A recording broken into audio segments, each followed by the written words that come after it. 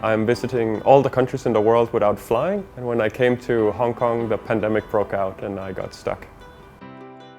My name is Thor. I come from Denmark.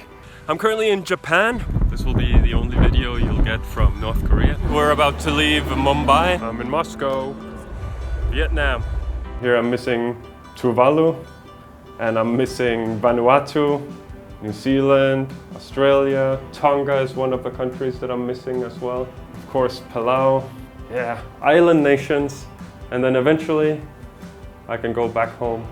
It all started because my father sent me an email and there was a link and I clicked and I discovered that no one in history has gone to all countries without flying.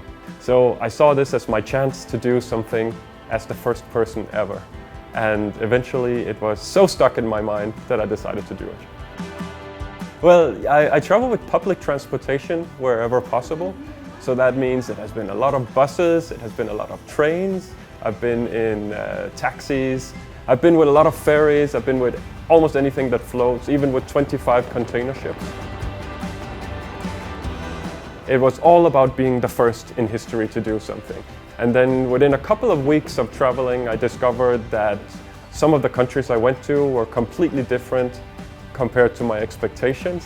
So I sort of saw it as my mission to begin to share the positive aspects of the countries that I was going to. So this became really, really important. Then I've created a life in Hong Kong, so I have a job.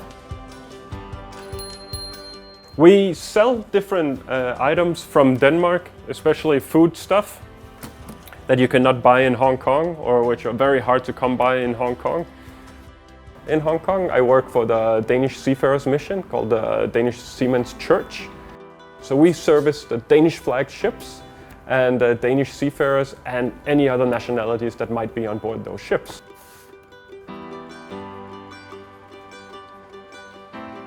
So right now, because of the measures under the pandemic, they cannot leave the ship.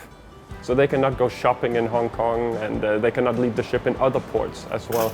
So a lot of the time they need something maybe basic. Maybe it's a toothbrush, you name it. Hey, how are you? Let's take this, but like a handful. And then afterwards I go shopping in Sham Shui Po or in Mongkok or TST or wherever I think I can find what they need. And I drive to the port and I go on board the ship and I deliver it to them. I've really been holding on for a long time now to reach Palau. It would be something else if this really happens. And if it's required that I quarantine, I will quarantine. I'll quarantine for a year if that's what it takes to get me inside Palau.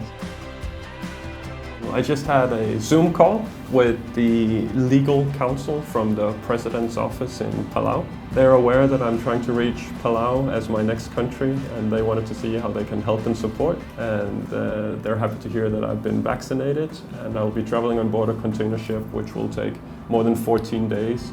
So I would want to get to Palau as fast as possible so that I can come back to Hong Kong as fast as possible. And then I can plan on getting to New Zealand and Australia. I think a lot about giving up. And especially now with the pandemic, I don't know when I can get to see my home country again. I don't know when I can see my family and my friends and my wife. I enjoy looking back and remembering the people I met and the places I've seen and the things that I've experienced.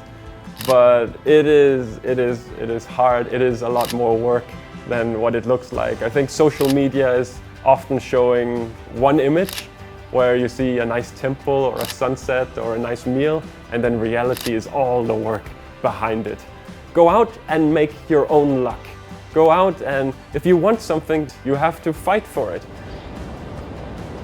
Am I willing to continue to fight and fight and fight for this and not know when it ends? Or will I just go to the airport, fly home, and then it ends? And I've been thinking about this for maybe 6 years now. Well, so far the decision is still to keep fighting.